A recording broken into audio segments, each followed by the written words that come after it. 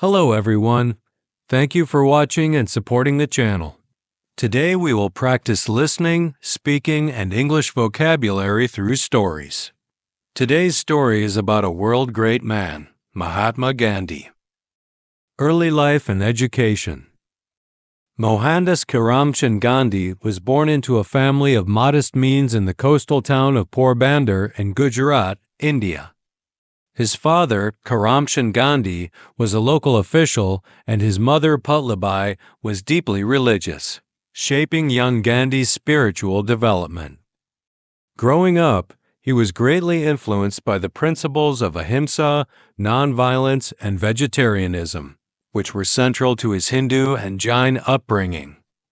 Growing up, he was greatly influenced by the principles of ahimsa, nonviolence, and vegetarianism, which were central to his Hindu and Jain upbringing. At the age of 19, Gandhi traveled to London to study law at the Inner Temple, one of the four Inns of Court. During his time in London, he struggled with the challenges of living in a foreign culture, but eventually adjusted and embraced the opportunity to broaden his horizons. It was also in London that he encountered ideas from various religious traditions, including Christianity, Islam, and Buddhism, which further influenced his spiritual beliefs. After completing his legal studies in 1891, he returned to India but struggled to establish a successful law practice. Time in South Africa. The birth of Satyagraha. Gandhi's defining experiences began in South Africa, where he was sent in 1893 to assist with a legal case. South Africa had a significant Indian population, many of whom were indentured laborers or traders, and they faced rampant racial discrimination under British colonial rule. Gandhi himself experienced humiliation, such as being thrown off a train because of his skin color, which spurred his resolve to challenge such injustices. During his 21 years in South Africa, Gandhi developed his concept of Satyagraha or truth force, a philosophy of nonviolent resistance. He organized mass protests against discriminatory laws, such as the Asiatic Registration Act, which required all Indian residents to carry identity passes, and he led a successful campaign against the oppressive Indian Relief Act. One of Gandhi's most notable achievements in South Africa was his campaign to end the marriage law that only recognized Christian marriages, thereby rendering Hindu and Muslim marriages invalid. His activism brought worldwide attention to the plight of Indians in South Africa and earned him the respect of many. By 1914, Gandhi had negotiated a settlement with the South African government, leading to significant reforms in how Indians were treated. Return to India, leader of the independence movement. Gandhi returned to India in 1915, where he was already a well-known figure due to his work in South Africa. Initially, he spent time traveling the country to understand the conditions of ordinary Indians, particularly the rural poor.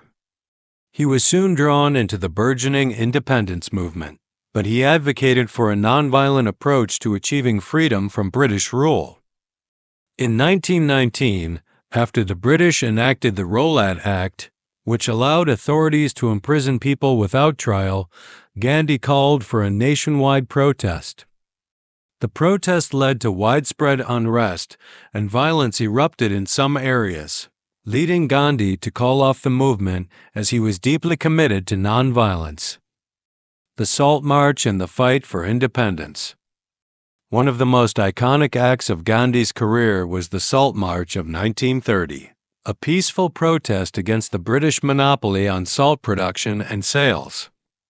Salt was a basic necessity, and the British had imposed a heavy tax on its production, making it unaffordable for many Indians.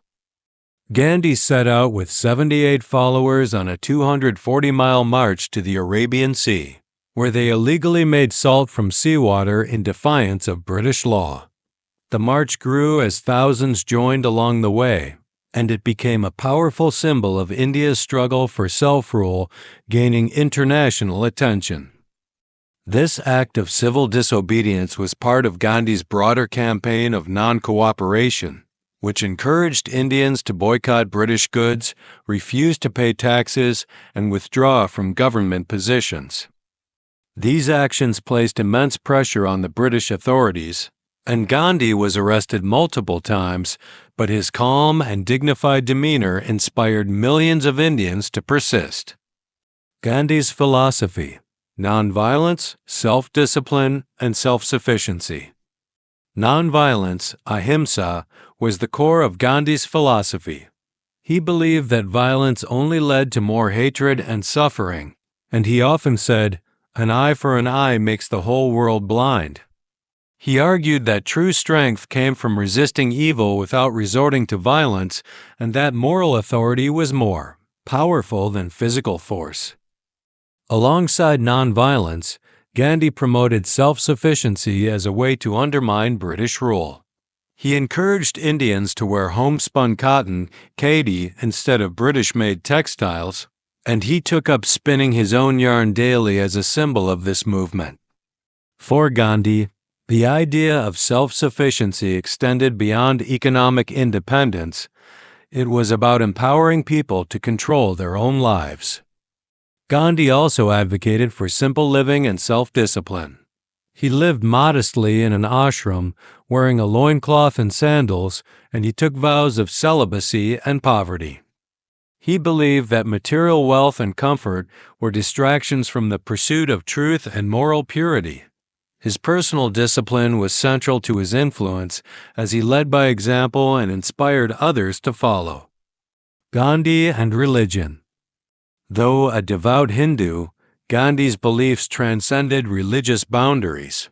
He was deeply influenced by Jainism, especially its emphasis on ahimsa, and by Christianity, particularly the teachings of Jesus about love and forgiveness.